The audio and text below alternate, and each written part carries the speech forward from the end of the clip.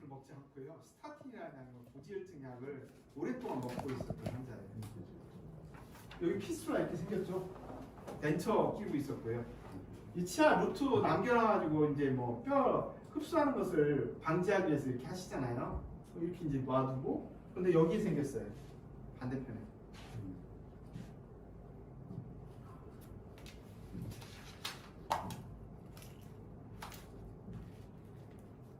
여기 보름이 이렇게 나오면서 이렇게. 이 임플란트는 심었는데 이렇게 이제 다 제거할 정도로 됐죠. 여기 누트레스트만이 좀 남아있고요. 여기가 엑스레이 상에서 보면은 뭐 잘 안 보입니다. 그래서 보시면 이렇게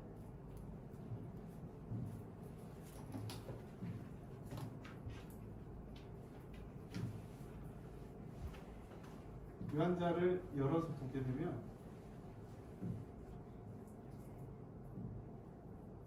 이렇게 구멍이 나요. 볼수까지. 만약에 이 환자를 고름만 제거하고 그 점막에 나와 있는 피스툴라만 제거하고 치료를 하고 다시 덴처를 끼고 보내주었잖아요. 턱가 부러집니다. 이게 요만하거든요. 구멍이 난 게. 그럼 저렇게 해놓고 어차피 잘못하면 부러질 거 아니에요? 그렇죠. 골수를 활성화시키지 않으면 뼈가 만들어지지 않아요. 그리고 낫지도 않는다. 아까 보셨잖아요. 이런 볼괴사증은 자체는 몇 년이 지나더라도 그 턱뼈 전체를 잘라내지 않고서는 낫지 않는 질환이었거든요. 이 환자 이렇게 다 구멍을 뚫어서 이제 인과적으로 이제 구멍을 다 뚫어서 피가 나올 수 있도록 이거 코텍스까지 주는 건가요? 예, 코텍스까지 다 하는 겁니다. 그러니까 그쪽에 골막에서 또 불러. 예. 여기서 이렇게 하고 오스코를 사용했죠. 이렇게 띄어서. 그 다음에 피슬골에 해당되는 부분만 마이본으로 이렇게 이제 오스코하고 섞어서 위에다가 덧칠해 준 겁니다. 그리고 수처하고. 그 다음에 여기에다가 직접적으로 주사를 또 한 번 하고. 이게 이렇게 했을 때 치료한 거하고 그 전에는 턱뼈를 잘랐잖아요. 맨 마지막에 네. 플라제는 갖다가 점막부 주사를 왜 거기는 왜 한 번 더 하시는 거예요? 여기 볼륨 체인지가 나오니까 볼륨이 있으니까 이게 이 위에다가 쓰는 겁니다. 이 위에다가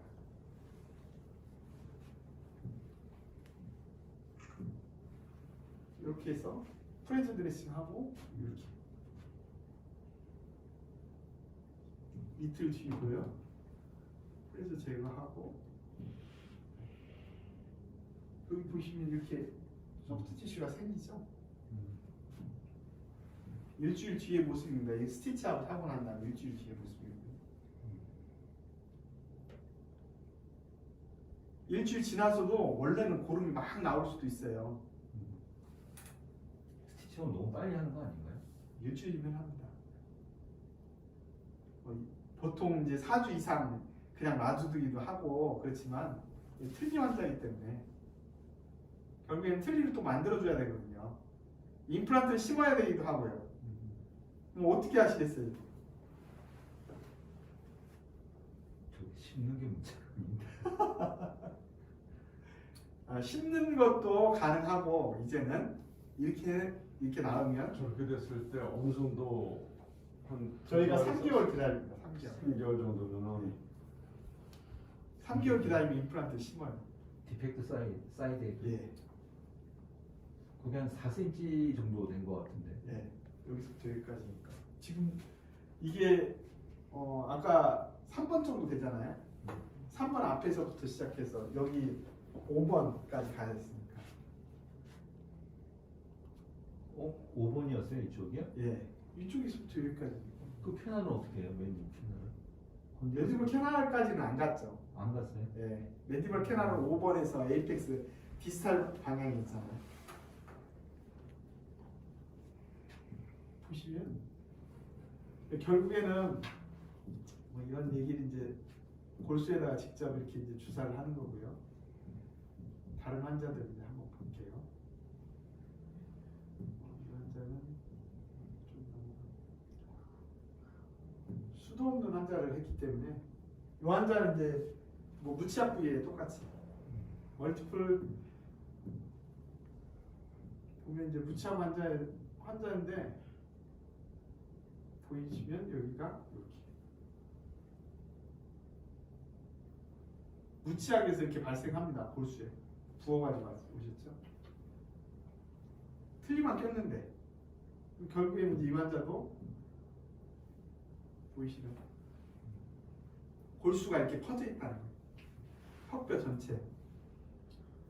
여기 류마티스 관절염도 있고요. 류마티스 관절염이나 비스코스포니트 동시 투여하는 사람 엄청 많거든요.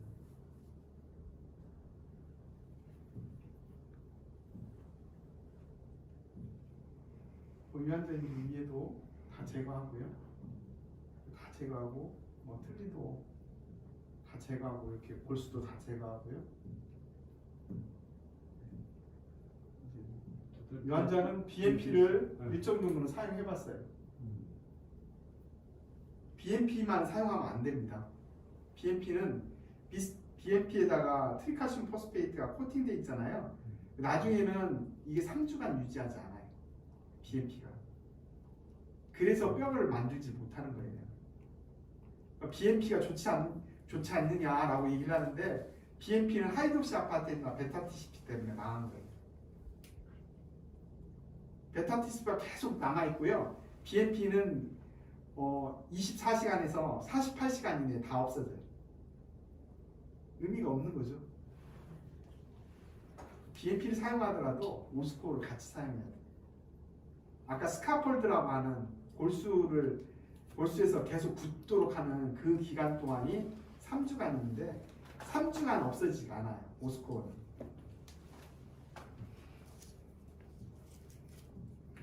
보시면 이제 이렇게 해서 저희 이제 요것도 이제 연구를 했었는데 메쉬입니다. 흡수선인가요? 예, 흡수성 메쉬입니다. 흡수성 메쉬로 코텍스 역할을 하기 위해서 그렇게 했었던 거고요. 수천을 하고 오스코어를 이제 다 덮어서 이렇게 치료도 그 의도적으로 퍼포레이션을 준 거죠. 인위적으로 퍼퍼레이션 준 것이 없어지잖아요. 이렇게 이제 치료를 해요. 그럼 저 퍼포레이션 된 게 얼마 정도 지나면은 보통 6개월이 지나요. 그러니까 코텍스가 만들어지기 시작하고 완전히 없어지려면 6개월이 걸려요. 이런 환자분들도 뭐 이렇게 있는 환자분들은 과거에는 어떻게 치료했느냐? 과거에 치료하는 방법은 우리 의국에 있었던 사람인데 치료하는 모습입니다. 턱을 이렇게 잘라내요. 잘라냈잖아요. 부러질 것 같으니까 여기다 메쉬를 대요. 이렇게 플레이트를, 리컨스트럭션 플레이트를. 옛날에 이렇게 치료했습니다. 계속. 옛날도 아니에요. 지금 2019년도에 있습니다. 지금도 이렇게 치료를 해요. 근데 아까 이렇게 치료한 거하고 제가 골수만 제거하고 피질골 구멍 뚫어서 거기다 오스코어를 채워가지고 뼈를 만드는 거하고 임플란트를 나중에 심을 때 어떻게 심겠습니까? 이게 임플란트 심겠습니까?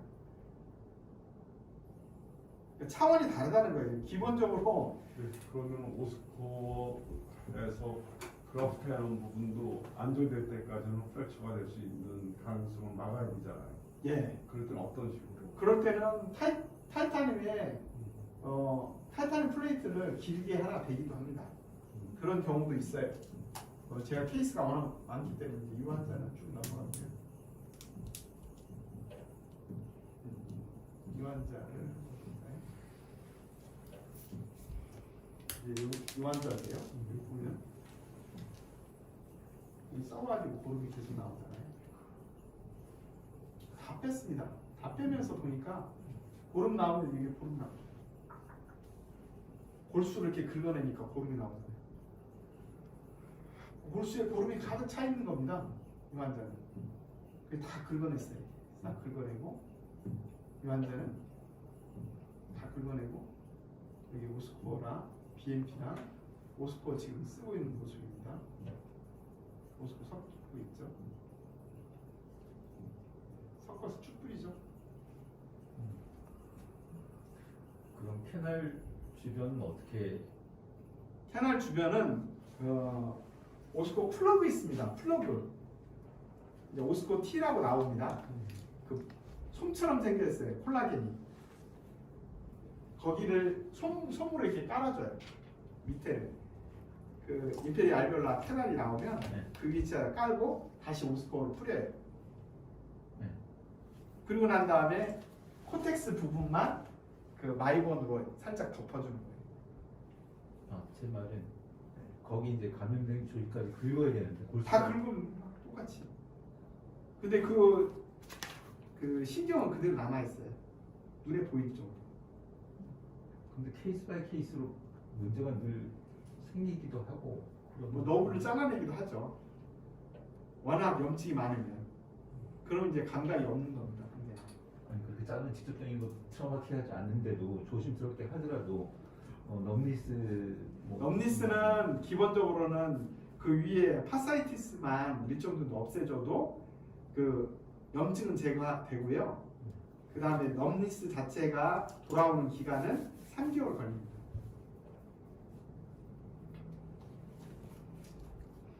대체적으로 이렇게 수술했을 경우 이렇게 이제 저기 플러그 넣고요. 넣고 오스코 섞어가지고 이렇게 바르는 형태로 있습니다. 저 이제 오스코 플러그라고 하시는 거예요? 예, 오스코 플러그. 예. 그다음에 여기 이제 멤브레인 넣고요. 흡수성 멤브레인 넣고요. 이렇게 해서 덮고 수처럼 다른 데들도 마찬가지로 다 이렇게 했는데 그리고 겉에 콜라겐 멤브레인 같은 거에다가 뭐 적셔서 넣으신 거는 뭘 적셔서 넣으셨어요? 스롬빈. 아까 스롬빈 펩타이드 남아있는 0.3cc 남아있잖아요. 그걸로 다 적셔서 사용합니다. 그러니까 오스코 플러그도 마찬가지고. 본 이렇게 다 본 그라프트 해서 위에 부분 하고 그 위에다가 예, 예. 여기 지금 이렇게 보이시나요? 훌륭하네요. 뭐 약간 노출될 수도 있어도 몇 개월 만이죠 그게? 지금 6개월 되나요?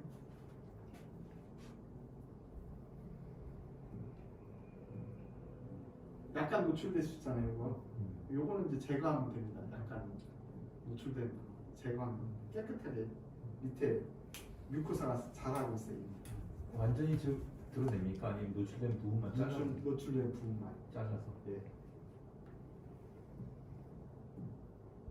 엑스레이를 보면 이렇게 6개월째 임플란트 심을 수 있겠죠? 그러니까 골수염 환자가 악골수염, 알코올 괴사증 환자를 치료하고 그것을 임플란트를 심을 수 있는데 그럼 다른 사람들은 임플란트를 심을 수 있냐 이거예요.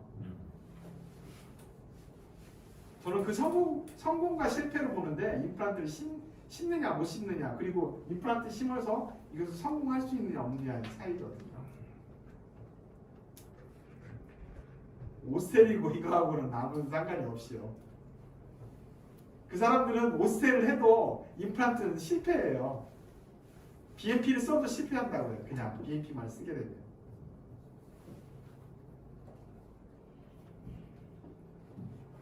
제가 요 환자를 이렇게 부었고요.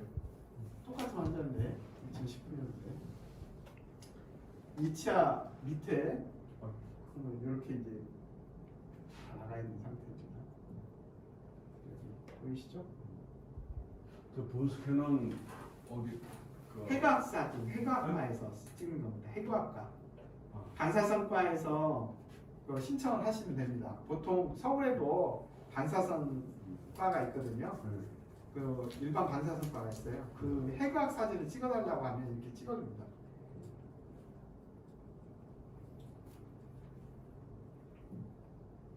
이렇게 찍으면 이렇게 이제 찍혀져요. 여기 구름이 이렇게 그래서 턱뼈 밑에도 있어서 이게 메탈러예요. 보시면 밑에서 쬐어요. 여기를 골수를 완벽하게 긁어내기 위해서 밑에까지 긁어내기 위해서 고름이 차 있는 거 보이시나요? 피슬골 이렇게 따서 이 메탈로 밑에 하방을 이렇게 땄어요. 그리고 고름이 이렇게 나와요. 턱뼈에 고름이 가득 차 있는 거예요. 이게 바로 MRO의 이제 요걸 다 제거했습니다. 이걸 깨끗하게 다 제거하고 채웠죠 지금. 메쉬로 약간 덮었어요. 이렇게 덮어주고 여기 고름 위에 인트라오랄에서 고름 제거하는 거고요. 여기 밑에 피부에서 구강내로 뚫려 있죠. 맨디블 메로우를 통과한 겁니다. 아까 밑에 메로우 이렇게 뚫었잖아요. 그 뚫은 데에서 구강내로 통과한 거예요. 고름이 워낙 많으니까 다 제거하기 위해서 위에서도 제거하고 밑에서도 제거한 거예요.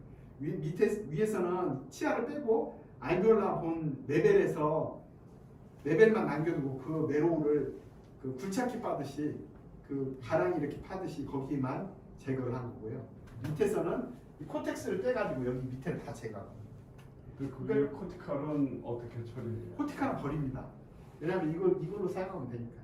아니 그리고 위에 알베올라 본 알베올라본은 아까도 얘기했듯이 그냥 코텍스 마이본으로 채우고 거기에다가 수처만 해놓고. 코티칼 그쪽에 발치하고 주변에 있는 예. 치아 그 뼈들도 코티칼 본도 다 깎아내네. 예. 깎아냈죠. 약간 깎아냅니다. 많이 깎아내지는 않고요.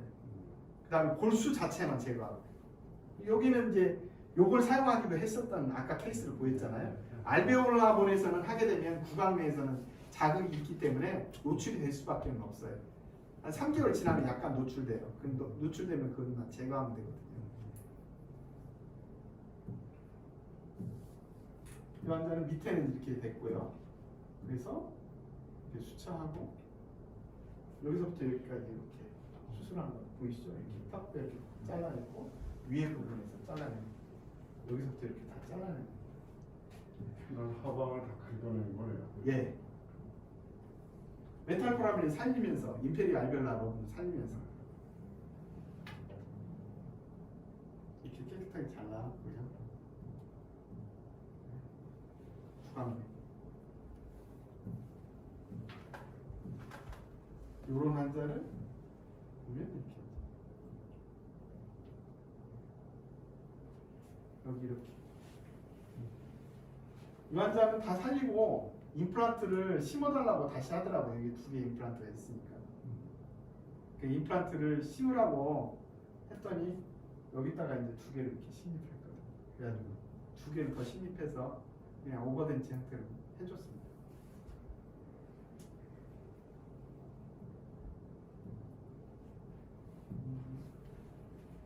이런 환자들은 제가 워낙 환자가 많으니까요. 조금 더 떨어뜨려서 한번 볼게요. 오늘 여기까지만 좀 하고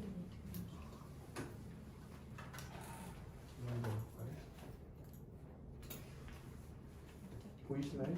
이 환자 악톤에 주사 맞고 있었던 환자입니다. 36, 37 발치하고 난 다음에 동그랗게 하고 그 다음에 캔서로 그 악톤에를 먹고 있었던 환자입니다. 이런 환자. 임플란트 심고 동시에 했거든요. 이런 사람들은 악톤에를 끊을 수가 없어요, 실제로는. 그러면 이 골수에다가 어떻게 주사를 하겠습니까? 임플란트 했거든요.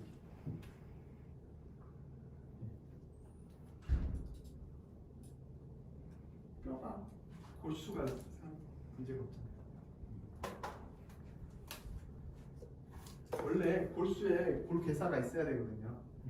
이 오스코어를 집어넣고 난 다음에 여기 그대로 팔로 체크한 거거든요. 아, 성공할 수 있느냐 성공하지 못하느냐가 중요한 거지. 6년도네요. 네. 17년도, 18년도, 8월달, 11월달, 19년도 충분하게 팔로 하지 않았습니까?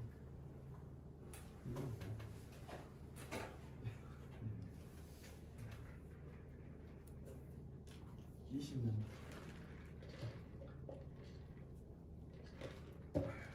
롱터 팔로 그렇게 해서 다 해서 임플란트 심고 오스코로 채우고 뼈를 만들고 임플란트 심고 이제 보통 옛날에는 이 자이브를 썼거든요. 자이브. 이제 템퍼라이제이션 하는 거. 이렇게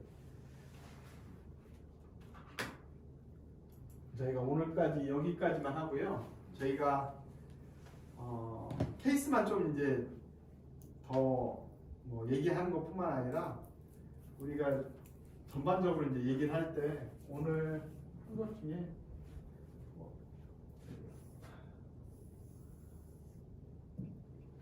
여기만 얘기했어요. 임상적인 적용 원리나 이것만 좀 얘기를 했고, 임상 적용 원리는 골수를 활성화를 통해서 임플란트에 피질고를 만들어낸다는 겁니다.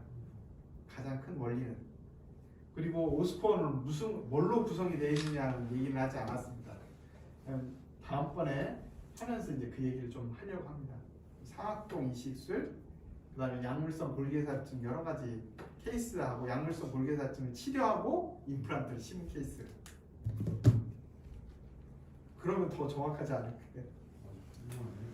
저희가 케이스만 1600 케이스를 가지고 있습니다. 한자로 1600 케이스입니다. 요즘 PRF에 대해서 더 개발하거나 그쪽으로 방향을 트는 연구는 별로 없나요? PRF는 의미가 없습니다. 그렇죠? 왜냐하면 PRF의 성분 자체는 좋습니다. 왜냐하면 그로스펙타가 여러 가지 PDGF라든지 이런 것들이 있어서 좋긴 한데 초창기 길게는 2주까지밖에 사용하지 못해요. 뼈에 오스테오 파골사이트, 오스테오클라스트가 자기 역할을 하는 기간이 3주거든요. 그리고 오스테오블라스트가 이동해 와서 뼈를 만드는 시간이 3주까지 걸립니다. 그러면 그 PDGF라든지 이런 것들도 3주간 유지해야 되거든요. 근데 PRF는 기껏해야 일주일에서 10일까지 가지 않아요. PRF를 강화를 아무리 갤레이션 아무리 많이 해도 그 성분이 계속 남아있지 않아요.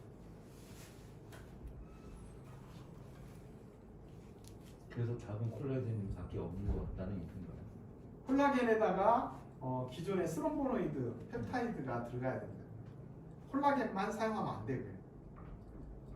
그러니까 스롬보노이드 펩타이드는 저희가 이제 두 가지 방법으로 이제 만들고 있습니다. 하나는 소의 혈청에서 만들어내고요. 하나는 제조합으로 해가지고 만들어냅니다. 제조합, 리컨비넌트 제조합을 해가지고 인공 생산하는 겁니다. 스롬보노이드 펩타이드를 콜라겐 같은 거 이거나 뭐 이렇게 식물에 주입해서 식물이 자라나면 그게 나오는 겁니다. 좀 자세히 설명해 주시나요? 그 이제 저희 연구소에서 하고 있는 것 중에 하나인데요. 이번에 이제 특허 나갈 것 중에 하나인데 스롬보노이드 펩타이드 똑같이 단백질이에요. 리컨비넌트 BMP 같은 경우에는 제조합 BMP 같은 경우 뼈 형성 단백질 같은 경우에는 이콜라이라는 동물에다가 주입을 해요. DNA를 똑같은 DNA를 주입을 해가지고 거기에서 생산하는 프로테인을 생산을 해요. BMP라는 프로테인을.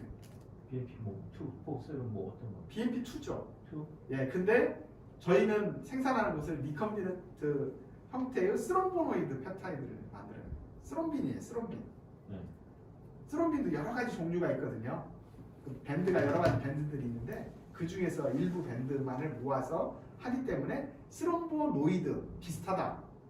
스롬빈과 비슷한 펩타이드를 만들어내는 그것을 식물에다 주입을 해서요. 식물 씨알에다 주입해가지고 씨앗에다 주입하면 식물 씨앗이 분화하잖아요.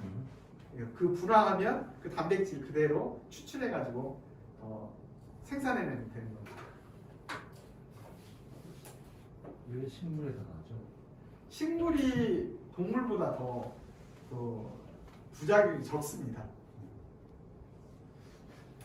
전 세계적으로 이게 특허하고 뭔가 해놓으면 큰 도움을 주겠네요 사람들한테.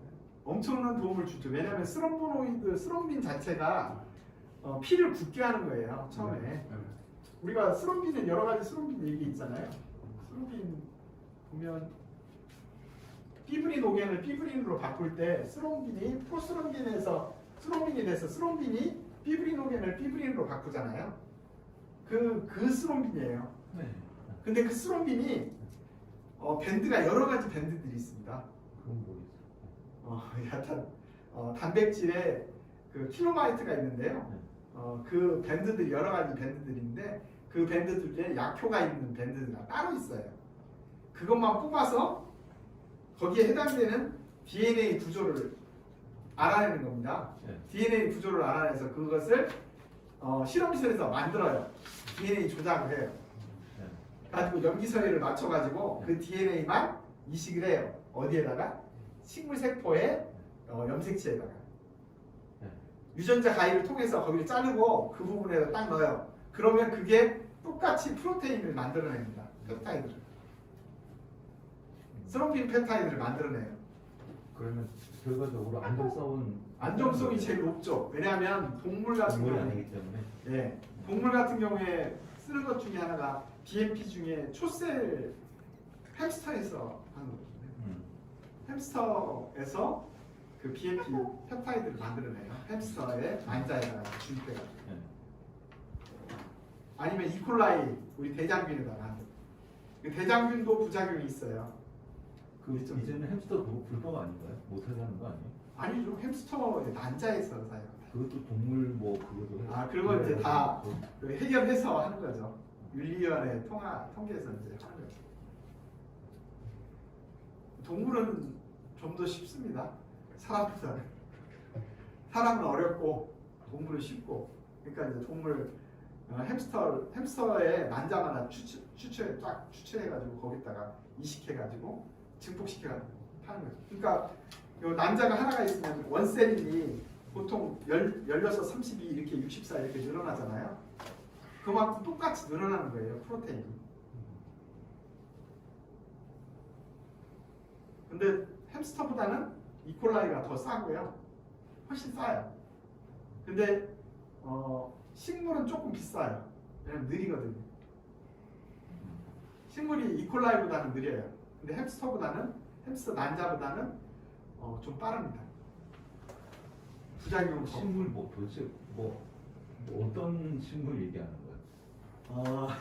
벽씨 있죠. 벽씨 우리 네. 벽 네. 벽씨에다가 이식한다고 생각하시면 더 쉽습니다. 실제로는 벽씨는 아닌데 벽씨하고 비슷한 그 식물이 따로 있습니다. 그걸 유전자 조작을 할 수 있는